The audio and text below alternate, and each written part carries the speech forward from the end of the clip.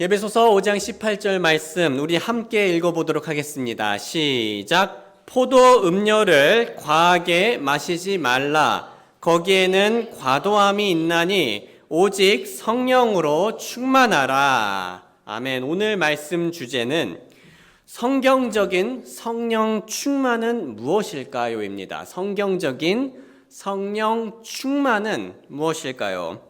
형제 자매님들, 제가 예전에 유튜브로 그런 영상을 본 적이 있습니다. 한 젊은 남성이 술에 취해 있었는데요. 그리고 그 술 취한 남성은 어느 하얀 외제차를 향해 몹시 화가 나 있었습니다. 그리고요, 그 사람은 그냥 화를 냈을 뿐만 아니라 그 비싼 외제차 위로 뛰어 올라가서 방방 뛰어다녔습니다. 그리고 주변에 사람들은 많이 있었지만 그 사람들은 그 술 취한 청년을 말리고 오히려 환호했습니다. 저는 개인적으로 그 모습을 보며 참 안타까웠습니다. 왜냐하면 만약 그 사람이 술에 취하지만 않았다면 그런 일을 하지 않았을 것이기 때문입니다. 술은 영화나 드라마에서 자주 미화되긴 하지만 다들 잘 아시다시피 사실 우리가 술에 취하는 것은 우리에게 우리의 생각과 마음과 감정에 큰 영향을 끼치고요, 또 위험을 초래할 수가 있습니다. 성도님들, 오늘 성경 말씀은 포도 음료, 즉 술과 같은 와인을 과하게 마시며 취하지 말라고 가르칩니다. 대신에 무엇으로 충만하라고 얘기했죠? 성령으로 충만하라고 얘기했습니다. 저는 올해 성령의 열매를 시리즈로 말씀을 전하려고 하는데요. 그런데 그 전에 먼저 여러분들께 성령님은 누구시고 또 성령 충만이 무엇을 뜻하는지를 알려드리는 게 바른 순서라고 생각했습니다. 성령님이 누구신지부터 간단히 알려드리겠습니다. 우리 기독교에는 삼위일체라는 교리가 있습니다. 삼위일체 다들 들어보셨을 거예요. 그리고 이 교리는 사람이 만든 게 아닌 이 성경 말씀에 기초하여 세워진 하나님에 대한 교리입니다. 삼위일체는 다음과 같이 정의될 수 있는데요. 하나님은 성부, 성자, 성령 삼위로 영원히 존재하는데 삼위는 각자 완전한 하나님이시다. 그럼에도 하나님은 한 분이시다. 삼위일체는요, 하나님은 성부, 성자, 성령 삼위로 영원히 존재하는데 삼위는 각자 완전한 하나님이시다. 그럼에도 하나님은 한 분이시다. 즉 성령님은요, 단순히 어떠한 기운이라든가 어떠한 파워가 아니라요, 성령님은 아버지 하나님과 아들 하나님 예수님처럼 완전한 하나님이십니다. 그리고 이 세 분은 동시에 한 분이시고요. 그런데 오늘 본문에서 보셨듯이 성경은 우리에게 이런 성령님으로 충만하라고 명령하고 있습니다. 그렇다면 성령 충만은 어떤 상태를 말하는 걸까요? 우리가 성경적인 성령 충만을 이해하기 위해 먼저 성령 충만이 아닌 것들에 대해서 확인해 보도록 하겠습니다. 자, 먼저 성령 충만은요, 성령님의 거하심이 아닙니다.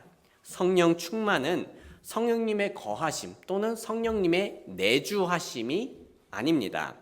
예수님께서는 이렇게 말씀을 하신 적이 있으세요. 요한복음 14장 16절과 17절인데요. 내가 아버지께 기도하리니 그분께서 다른 위로자를 너희에게 주사 너희와 함께 영원토록 거하게 하시리니 곧 진리의 영이시라. 세상은 그분을 받아들이지 못하나니 이는 세상이 그분을 보지도 못하고 알지도 못하기 때문이라. 그러나 너희는 그분을 아나니 이는 그분께서 너희와 함께 거하시며 또 너희 속에 계실 것이기 때문이라. 예수님의 말씀대로요, 성령님은 믿는 자들 안에 거하게 되셨고요, 또 우리 그리스도인들은요, 성령님의 성전과 같이 되었습니다. 고린도전서 6장 19절 우리 한번 같이 읽어보겠습니다. 시작. 도대체 무슨 말이냐? 너희는 너희 몸이 너희가 하나님께로부터 받은 바 너희 안에 계신 성령님의 전인 것과 또 너희는 너희 자신의 것이 아니라는 것을 알지 못하느냐? 정리하자면 성령님의 거하심 또는 성령님의 이 내주하심은 구원받은 그리스도인들 안에 성령님이 거하시는 것을 의미합니다. 쉽게 말하자면 성령님께서는 복음을 믿고 구원받은 사람들 안에 다 거하시는 겁니다. 그리고 나중에 더 자세히 설명드리겠지만 성령 충만은 이미 믿는 자들 안에 거하시는 성령님이 우리 삶에서 충만하게 드러나는 것을 말하는 겁니다.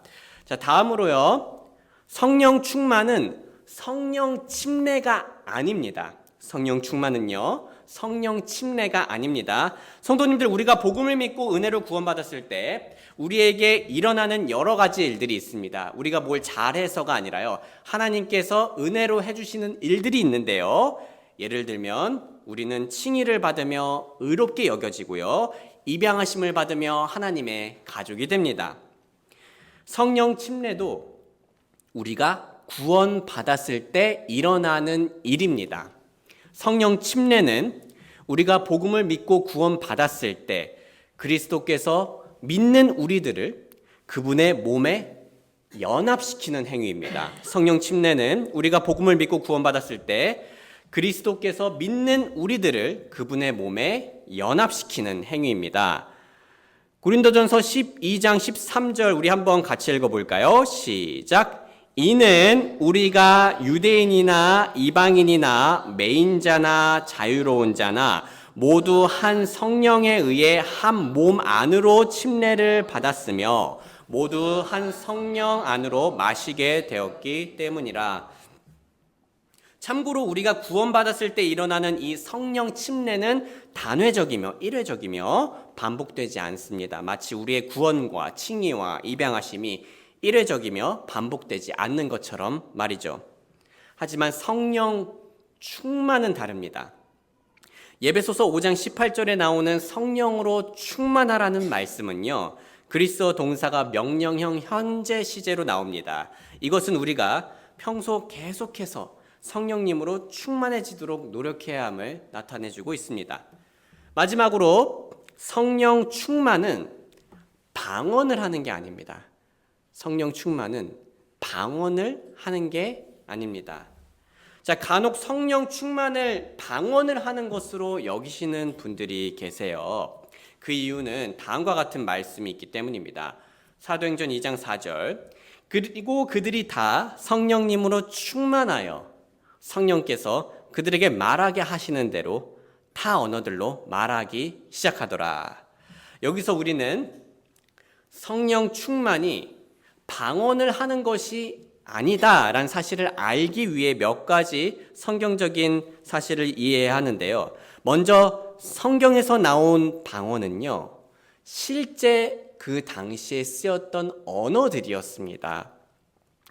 사도행전 2장 7절과 8절 같이 읽어보겠습니다. 시작! 사람들이 모두 놀라 이상히 여기며 서로 이르되 보라, 말하는 이들이 모두 갈릴리 사람들이 아니더냐. 그런데 어찌하여 우리 각 사람이 우리가 태어난 곳에 우리 자신의 언어로 듣는가. 이처럼 성경에서 나왔던 방언은요, 실제 존재하는 언어로 말을 하는 것이었습니다. 그래서 다른 나라 출신인 사람들이 그 말들을 알 수가 있었어요. 하지만 오늘날 자신이 성령 충만했다며 방언을 하는 사람들은 주로 어떻습니까? 아마 직접 보신 분들도 계실 거고요. 방언을 하는 걸요. 아니면 영상으로 아니면 뭐 드라마라든가 그런 데 나올 수도 있겠네요. 그런 데서 보신 분들도 계실 겁니다. 자, 오늘날 방언을 한다는 분들은요. 어떻게 하죠? 진짜 외국어를 말하나요? 아닙니다. 의미를 알 수 없는 이상한 말들을 중얼거리거나 소리칩니다. 또는 존재하지 않는 언어로 소리를 내요. 이것은 성경의 가르침과 조화를 이루지 않는 현상입니다. 고린도전서 14장 19절은 이렇게 얘기하고 있습니다.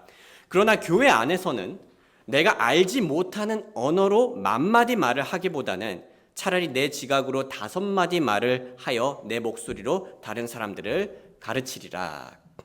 다음으로 우리는 방언을 말하는 것이 성령님이 충만할 때 나오는 일반적인 반응이 아니라는 사실을 알고 있어야 합니다. 성령 충만이 있다고 해서 성경에서 항상 방언을 했던 게 아니었어요. 일반적인 반응이 아니었다는 거였죠.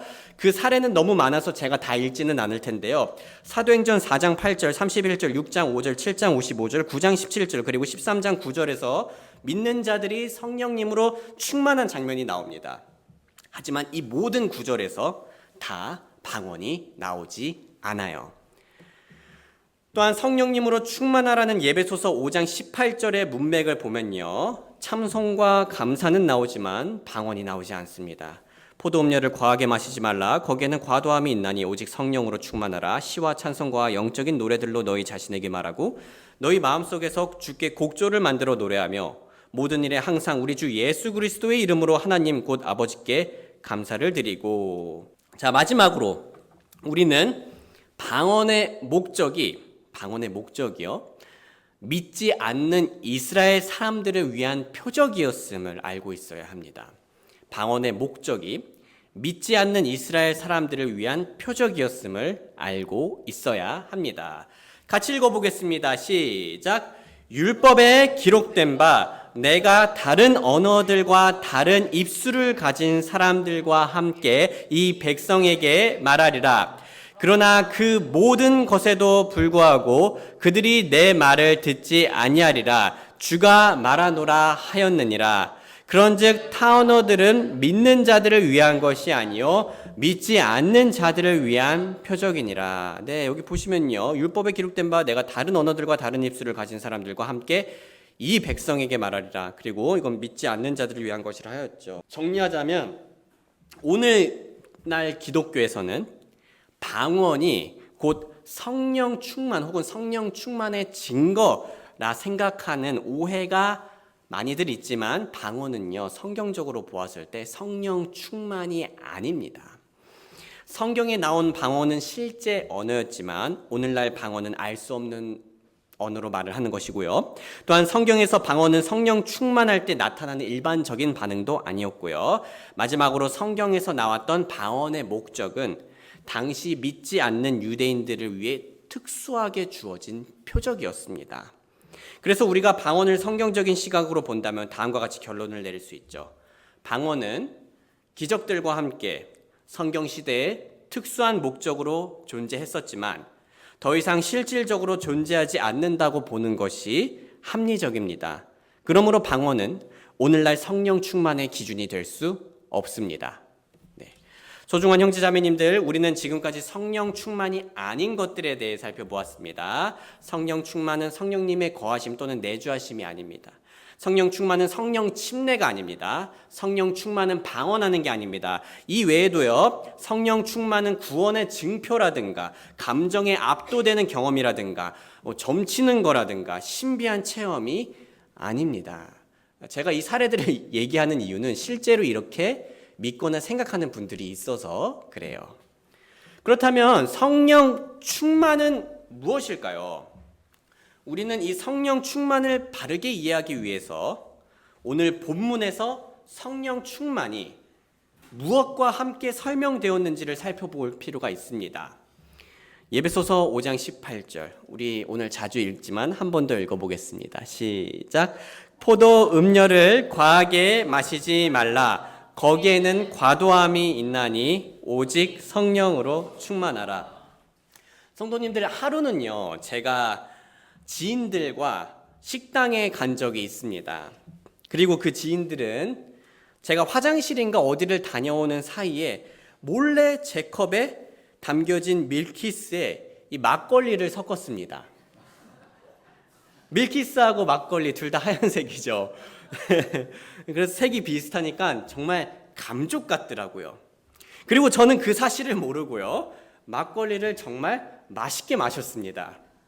그리고 지인들이 웃더니 왜 웃지 했는데 조금 있다가 그 사실을 알려주었습니다.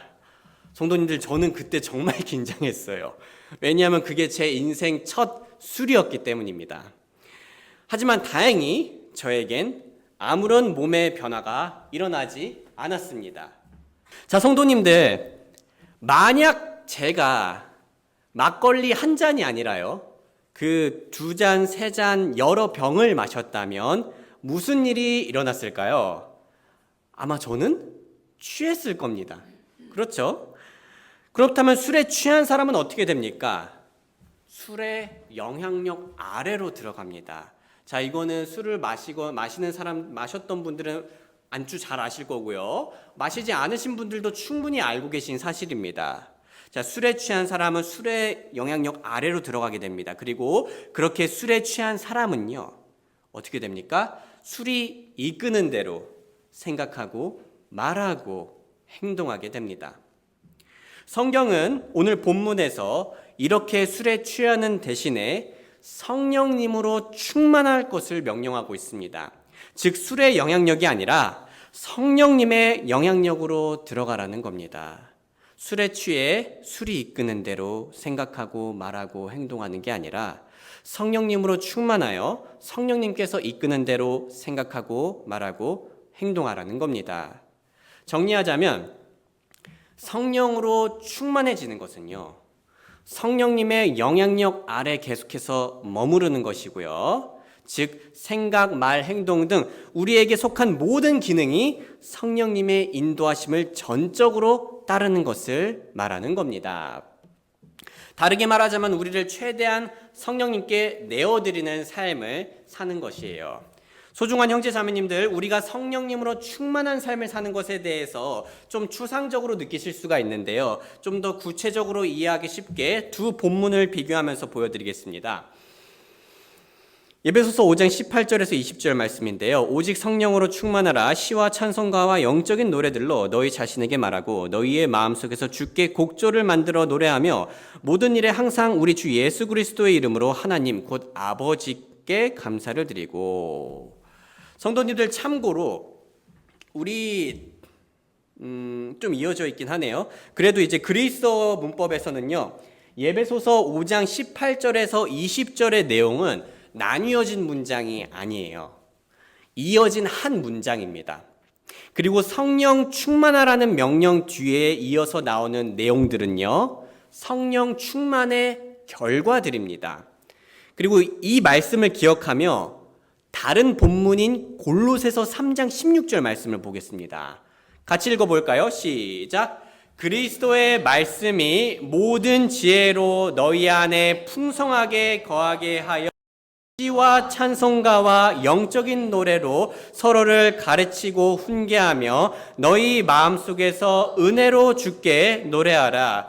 또 너희가 말에나 일에나 무엇을 하든지 모든 것을 주 예수님의 이름으로 하고 그분으로 인해 하나님 곧 아버지께 감사를 드리라. 성도님들, 제가 무엇을 지금 가리키려고 하는지 눈치채셨습니까? 아마 눈치가 빠르신 분들은 눈치를 채셨을 거예요. 우리가 방금 읽었던 두 본문은요, 상당히 비슷합니다. 여기 보시면요, 에베소서 5장 18절과 20절, 골로새서 3장 16절과 17절을 보면요, 상당히 많은 공통 요소들을 가지고 있어요. 보시다시피 성령님으로 충만했을 때와 그리스도의 말씀이 풍성하게 거할 때 나오는 결과들이 같습니다. 사실 이 외에도 문맥을 조금 더 넓게 보면요, 두 본문 다 뒤에 순종과 또 가족 간의 사랑과 존중을 공통적으로 얘기하고 있습니다. 즉 우리가 성령으로 충만해지는 것과 우리가 그리스도의 말씀으로 풍성하게 되는 것은요, 같은 결과를 낸다는 겁니다. 왜냐하면 이 둘은 근본적으로 같은 것이기 때문입니다. 더 쉽게 말하자면 성령님으로 가득 채워지는 것은 곧 말씀으로 가득 채워지는 것과 근본적으로 같습니다. 소중한 형제자매님들, 성령님으로 충만해지고 싶으십니까? 그러시다면 우리의 마음을 말씀으로 가득 채우시길 바랍니다. 말씀을 매일 읽으시고 암송하고 또 기억하시길 바랍니다. 그러면 성령님께서는 우리가 읽은 그 진리들을 통해 인도하실 겁니다.